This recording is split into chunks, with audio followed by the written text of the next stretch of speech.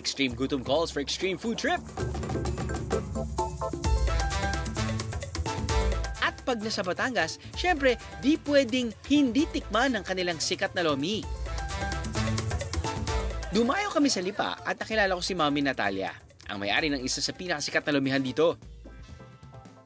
2018, 50 years na kami. Congratulations po. At balita po namin, mulat sa pool, kayo mismo gumagawa ng sarili niyong noodles. Lahat, pati yung Ricardo namin, mga malabaw, nakikiam kami na yun.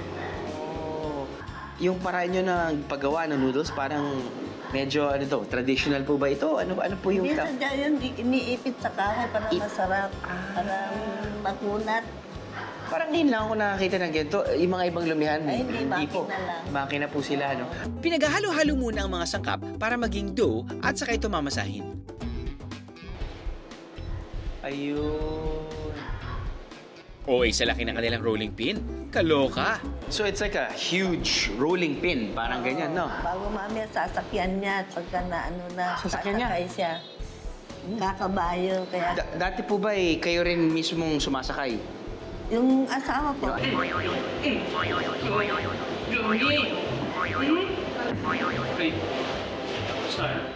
Ikutin na. Ang bigat pala nito. Wow. Tapos dito naman sa kabila.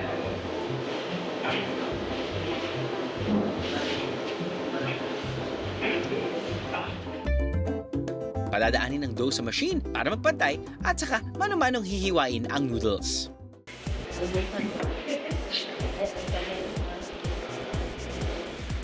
Sarap po dati.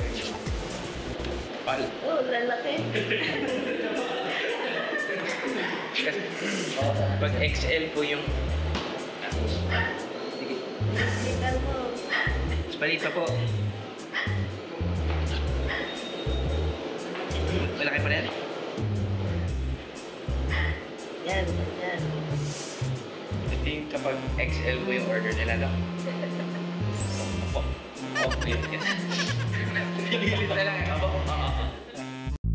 Dahil may noodles na tayo, kainan na tayo ng hebigat na lomi sa Tanawan. Uy, ano? Oh, yan. Pagkain yan? Ito, tunay. Oh, pag tumali ka dapat ganito. Oh, yan. Sarap, diba? Sarap. Ba? Uy, nakaba. Basta? Wait na. Okay na. Nanakbo ako, dumaan ako dito. Parang gutom kayo. Gutom na gutom, sir. Ay, yan ba yung lomi? Ito, tamo. Lomi. Diba? Okay. Gutom. Excuse me, please. Excuse me. Starter na? Ano to? Excuse me. Ang galing nito. Ang laki ng lomi. When in Batangas, ang for the lafang, itong sofer OA nilang lomi. And the big one!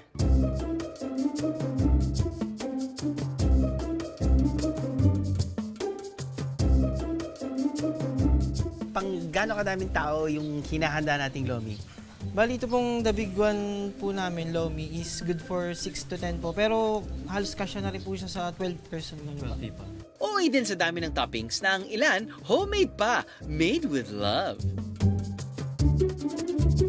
Ilagyan po muna natin siya sa bandang gitna po ng 8 Shanghai rolls po.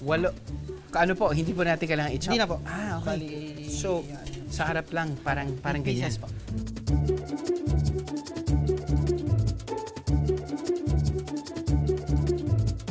To 10 pieces? May hospital bang malapit dito, bro? Oh my God.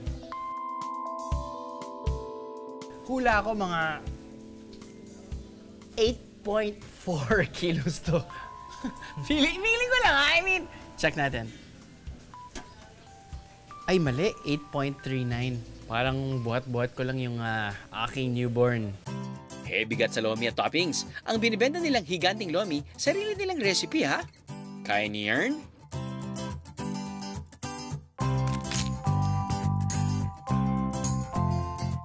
I have the meeting is BIA. All you gotta do is just subscribe to the YouTube channel of GMA Public Affairs and you can just watch all the Behind the Drew episodes all day, forever in your life. Let's go! Yeehaw!